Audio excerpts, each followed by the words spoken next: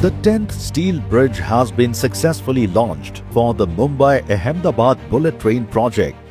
This massive 485 metric ton, measuring 60 meter in length, 11.4 in width,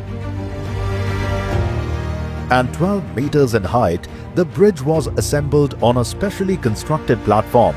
16.5 meters above the ground was pre-assembled right next to a busy railway line. Such milestones are the result of meticulous planning and preparation that takes months. But when execution begins, the results are swift. This massive bridge was launched in just 7 hours. With every successful launch, India is one step closer to its high-speed future.